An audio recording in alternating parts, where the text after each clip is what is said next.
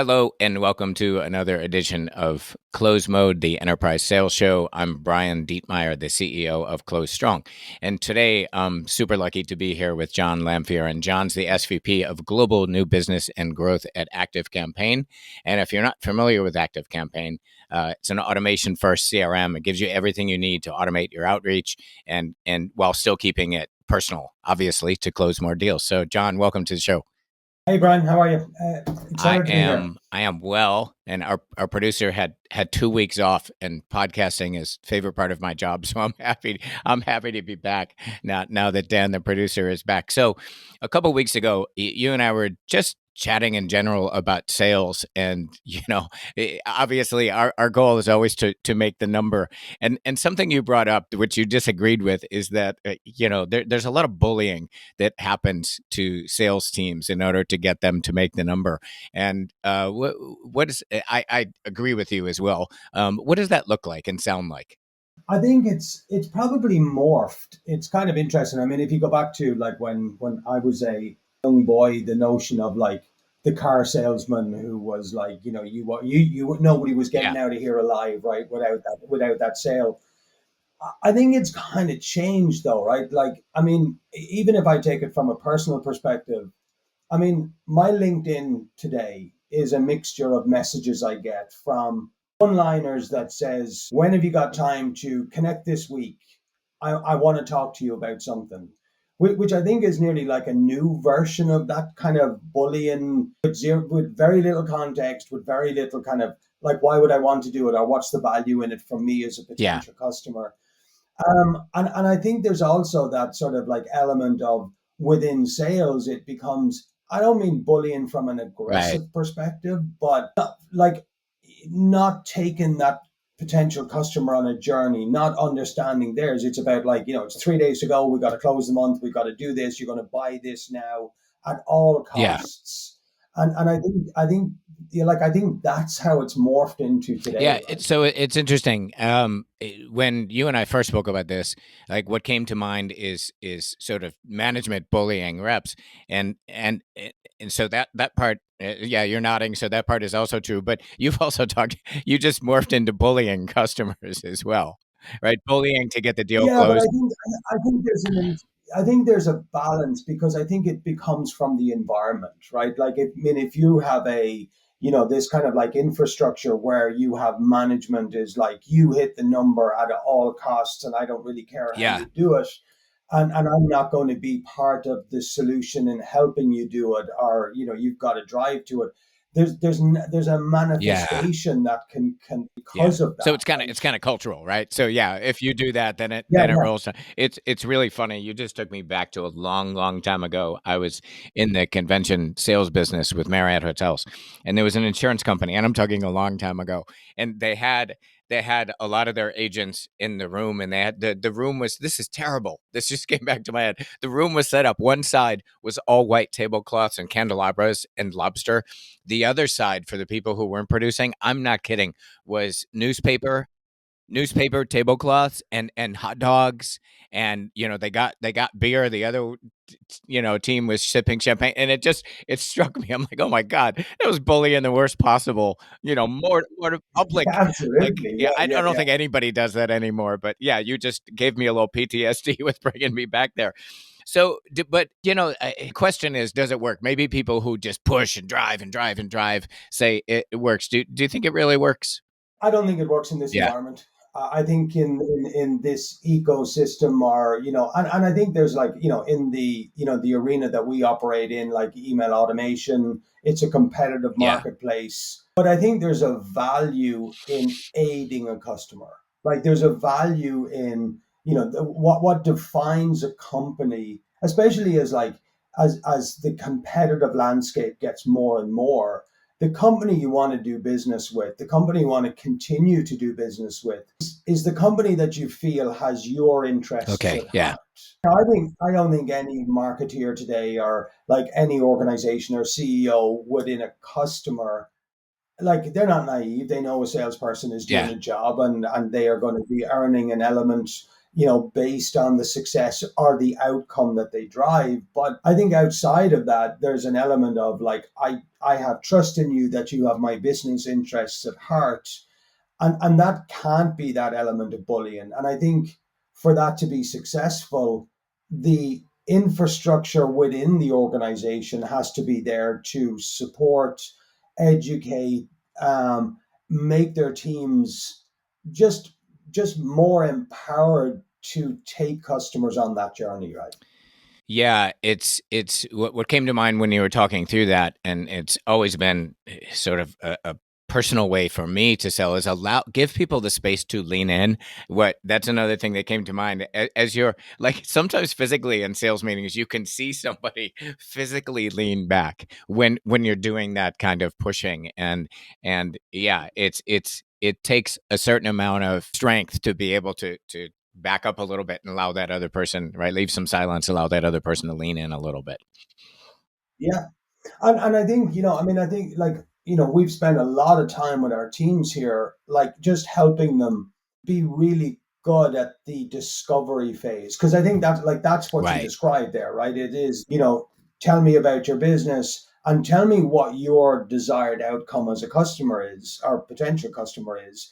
And let me help you get there in the most effective, efficient, cost effective, like all of the other pieces that go in there. But first and foremost, let me solve this Yeah. problem for you. And that's quite difficult for a salesperson sometimes, right? Like that natural, I will tell you all the features we have, I will tell you why we're so much better than everybody else, but they can miss that piece. So it's something at Active Campaign we've been really deliberate about because that customer journey has to be first and Yeah, foremost. I wonder when you mentioned discovery, so many sales leaders and sales enablement pros and CROs that I talk to are all frustrated with discovery. Yet I was just speaking with someone earlier today who said that she was out with a girls' weekend, and many of her pals were sales enablement leads as well. And she said they were all announcing discovery initiatives at SKO, and everybody's frustrated. It's amazing. It's kind of the basics, but I wonder what you think. There in discovery, there's a zero based. Hey, John, what's keeping you awake at night? And we've been leaning more lately into guided discovery, which is my way of thinking about branding that is what's keeping you awake at night versus this is what should be keeping you awake at night. I'm wondering how you feel about that guided discovery versus just kind of zero based open ended. Yeah, I think it's becoming ever more important in the landscape all industries are operating in now. You've got like because I think there's an element of the technology is moving so quickly that there becomes a sort of a bigger area of you don't know what you Right. don't know, right? Like, I mean, it's like, so I think that yes, there's the again that open-ended discovery, like what is your problem? I want Right. more sales, I want more customer Yeah. interaction. Great. So the majority of people, but to start having conversations about what is the desired outcome and then let me match the technology Yes. to do that. So where there can be a perception, I don't know, that I've now got a customer database of 2 million contacts, but I need to hire 4 more marketeers to Yeah. do that. Well, actually, now we can use like sort of, the likes of AI powered in Active Campaign to help solve that problem. That it becomes more specific than that just that very broad sort of outcome. Yeah, and I wonder, just in general, you happen to be in this business, but I love on your website you talk about automated outreach, but keeping it personal, and that's like we've been looking at some sort of AI generated stuff lately, and sometimes like how do you balance that? That's like that's tricky. How does a rep balance that? I think it comes back to understanding the best in the industry for a specific segment or cohort Okay, of customers. Because again, I think that's the piece that a lot of our customers are missing, right? They will operate within an industry, they have a pretty good idea of like the results of, let's say, their right, competitor base. But what they don't have time to do, or what they're like resource strapped to do, or what takes is deprioritized, is where do they fit in the overall classification in that for the use of technology or the use of just being more efficient, right? So I think that personalization plays into that to, again, to help customers on this journey to say, okay, well, you know, here is the best in class. This is how they use Right. technology, and this is how they drive this personalized outreach to every new customer that comes to their website or every new contact in their database. But it comes back to the like understanding the customer that they're trying to talk to in the first place, as opposed to the kind of just the here's the 50 features we have and figure out how you piece it all together. It's like, you know, this is how best in class uses this. This is how other organizations within your space use this. And so it's that kind of Yeah. knowledge sharing, I think, helps with that personalization or is key to the Yeah, personalization, it's should I say. and there's some pretty good evidence in terms of research that say that's what buyers want. There was CSO Insights put out a buyer study, and it was very damning, where it said that the buyers said that reps are the ninth place they go out of 10 for insight. That was the bad news. And I think a lot of that's based on the things that we're talking about. The good news is they said, Mm-hmm. I will talk to them if they have something to bring to me. And what they leaned into is what you just said. They want to know what's happening. You're looking at hundreds, thousands of people who are using a certain technology or whatever it is you're selling. What are you learning across that space? I completely agree with you. They said then I'll talk to you. And I wonder how you think that. I have a personal bias, so I don't want to lead the witness, but we all know organizations, decisions have gotten complex. It's committee decision making. Organizations are struggling making decisions. And I feel like that's a new area of how can we share with our customers the way other customers are organizing these very complex committee based decisions for buying technology, again, whatever it is you're selling. I wonder how you feel about that as insight sharing. Yeah, 100%. I mean, I think it's a key component of it because again, it's like the value, and it comes back to a little bit of what we were talking about before. It's like building that trust. It's building that relationship that you want a salesperson today to be a key component in the growth of Yeah. their customer's Yeah. organization, as opposed to just like I'm going to sell you something and then I'm going to move on to the next one. I'm going to sell more of that, right? Like they are a key component because if they're doing if they're doing this role right, they are the kind of the aggregator of what's happening within the industry or in the vertical or whatever the case may be.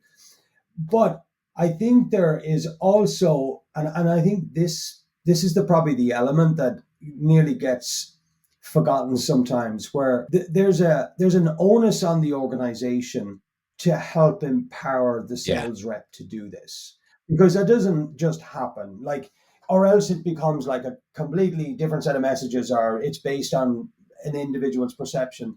There's an element like there's a part of an enablement team that needs to be helping shape that overall ecosystem based on all of the feedback back into our, like, if you use our organization as an example, and that's something that we're really deliberate about, that this element, and also ensuring that we don't have a complacency in the development of our Yeah. reps, that our salespeople continue on a journey of learning, having been armed with like all of the information, whether that's based on, again, a vertical, how our technology is changing, how the ecosystem and the environment is changing.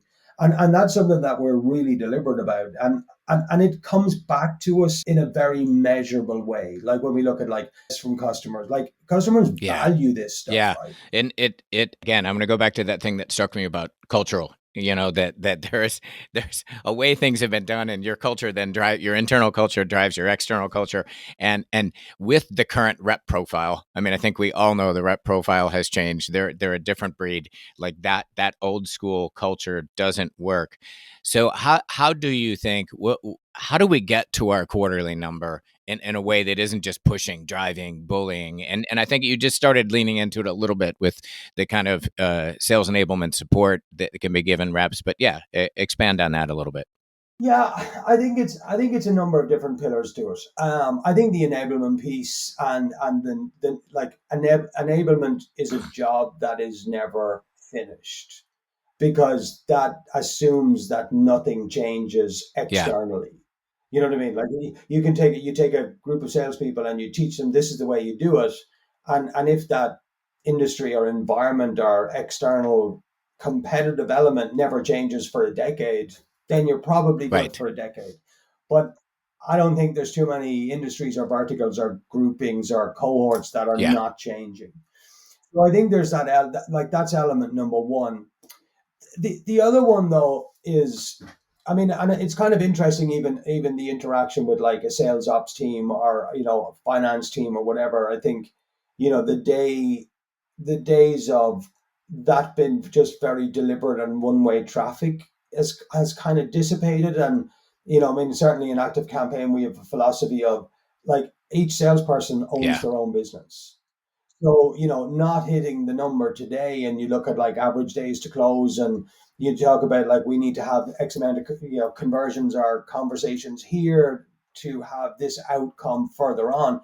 Reps need to Yeah. know that stuff, and it's like so then you don't have this scramble, or you don't have this like ability to get dragged down into, oh my god, like I've Right. got to close 6 sales in the next 4 days. How do I do that? Like it becomes much more deliberate and that type of approach. And I think the third pillar of that is, I think you've got your enablement, you've got like your understanding of your own business.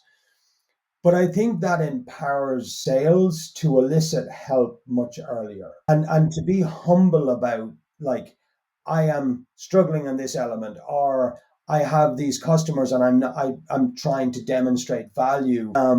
That they tend to be that they're more empowered to bring it in, because you look at it as an overall business, like not just a individual sale that's one and done. Yeah, and that what comes to mind as you say that is that's got to be I love leaning in on these podcasts to the human element of what we all do, right? It's so damn stressful. But that there has to be a safe environment for someone to do that, to raise their hand and say, "Hey, I need help." I think especially with the profile of the reps that we're getting today. Yeah. And they're more informed, right? Like they're more, they generally, I mean, I think the talent across sales is incredible. But it's about nurture, and it's about that growth and that empowerment and ownership. Um, to Which means that there's an element of course, there's times when every organization has to go a little bit more in terms of motivation, or depending on what's happening against the number, or what external forces are impacting that at any given time. But generally speaking, you want a rep coming in to say, I know the way to be successful is to do this work with this outcome in mind for a group of clients.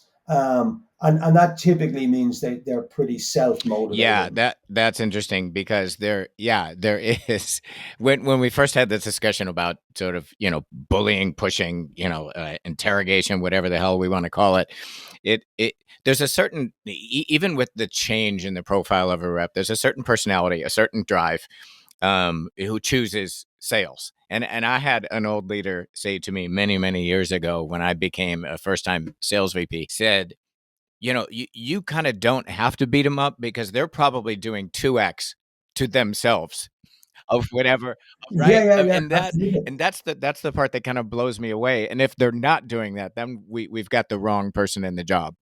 Yeah, 100%. But I think, if again, that's sort of like when I talk about the humbleness and the Yeah, culture and everything else, it is, they become clever because they say, right, well, how is my colleague positioning this? How is my yeah, colleague driving value for their customer base? How do I take those small pieces and wrap my yeah, personality around it? Because it can't be a script. Like, I mean, no sales can be, this is what you say, and here's the cue, and then you say this, because then it just doesn't work. It right. falls apart, right? Like it's like I remember back many, many years ago when I worked in Facebook, and myself and a colleague of mine, and we had this big, it was like a marketing sales deck, and within each section would be 4 slides for every talking point. And I'd say to my colleague, like, which slide do you use to articulate this piece? And he'd say that, and I'm like, I can't pull that off. I've tried it 50 times. I can't pull it off, but I can pull this one off. Like it just sounded manufactured. And I think that's the same in terms of like in this environment, to have that, it has to be, there's an element of self-learning. There's an element of like humbleness to say, I need to put my client first. I need to demonstrate value. How do I do this in this scenario? And whether that's, technical solutions, or whether it's other salespeople or leaders or managers or marketing or whatever it is, that you can elicit this help, because it's like my business Yeah. depends on it. And this is what I'm trying to achieve. So I think that's it all sort of synergistically links Yeah, together. and it's interesting too because I've been hearing more these days about peer sharing, which you just leaned into as well. And I think that again is a profile of the type of people that are coming into sales today, that they're open to saying, hey man, what are you guys doing that's working? And also to use kind of an overused cliche, but that authenticity of, okay, I gotta make it mine. I gotta believe the way the words are coming out, because then the other side's gonna. I just think people value authenticity, and customers especially, and a rep's got to find. All right, I hear what you're doing. That's great. Let me personalize it, and then I'll bang it out my way. Of course, and that authenticity, it like comes back to what we talked about in the first place, which is like earlier on, which is the customer has to feel that they have a valued partner that they're dealing with. And if there's an element of like non-authentic conversation, or yeah, that person is reading from the deck and here's the 10 features and here's what they're promising, that like it's not, it doesn't have the same outcome. It doesn't drive the same Yeah, value yeah, for customers. And customers are savvy these days, right? Like it's not, again, it's no company wins by trying to pull the wool over their eyes or whatever. yeah. So. Maybe in the short term, a couple deals, but not in the long haul. Yeah, in the long run, and it's a long term game, right? Like, because again, it ever, competitive is hard. Competitive environment will always change. Needs will change of that business, so it has to be that Yeah, sort of long it's term game. it's in my previous company. One of our sales meeting themes was sort of caring more than everybody else, and it's funny because I remember, and this is probably 10 years ago, and I remember talking to the team and saying, caring more is actually a ruthless business strategy. Like if you really care more than the other people, like that's pretty hard to compete with. But it's got to be legit. You really have to care about the customer and the impact you're going to Hmm. have on them. Yeah, no, absolutely. And I think, again, whatever the strategy, like whether it's caring more or whether it's having like the better product to demonstrate better value, like you have to go all in for it. Like, as I say, with our sales organization, with the entire sales organization, it is find value Yeah. for your client, that you become part of the solution for that customer. Because all use cases are different. Like, our platform is pretty vast. It adds enormous amount of value, like across the entire platform, but we have to find the pieces where the real value is, and that's nearly, our salespeople become an extension of that organization. And when that organization finds success, success for us naturally follows. Yeah, this is I love leaning in more and more to the human side of this. So I love having this discussion with you. You've been super generous with your time and your ideas, and a big takeaway for me, some light bulb that really went off, was this notion of that internal culture, how it's driving. If the way we drive people to do their jobs is going to impact the way we're talking to our customers, that lit up for me. So thank you for that idea. Good. No, Great. you're And I welcome, appreciate having you here and appreciate your time. Thank you very much. Brian. A real pleasure. I enjoyed the conversation.